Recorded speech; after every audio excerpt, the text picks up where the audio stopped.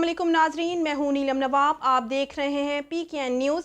सबसे पहले आज़ाद जम्मू कश्मीर से खबर शामिल करते हैं। आज़ाद जम्मू कश्मीर के बल्दियाती इलेक्शन के बारे में बड़ा फैसला।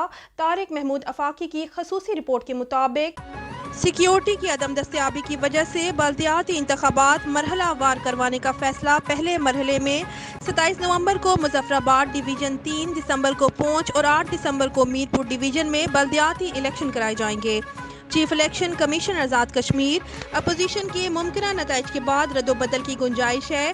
इलेक्शन कमीशन के पास कोई ज़ाती फोर्स नहीं जिसके बलबूते पर एक ही दिन बल्दियाती इंतखाबात करवाए जाएं। इलेक्शन कमीशन ने वाज़ेह किया है कि अपोजिशन जमायतों के रिएक्शन को भी देखा जाएगा। मुजफ्फराबाद आज़ाद जम्मू कश्मीर इलेक्शन कमीशन ने बल्दियाती इंतखाबात के सिलसिला में पोलिंग वाले दिन के लिए सियासी जमातों, उम्मीदवारान, इलेक्शन एजेंट्स, पोलिंग एजेंटों और उम्मीदवारान के हमायतों के लिए ज़ाब्ता इखलाक जारी कर दिया। सेक्रेटरी इलेक्शन कमीशन की जानिब से जारी नोटिफिकेशन के मुताबिक पोलिंग वाले दिन किसी भी किस्म के हथियार और आतिशी असलहा को पोलिंग स्टेशन पर ले जाने या उनकी नुमाइश पर मुकम्मल पाबंदी होगी।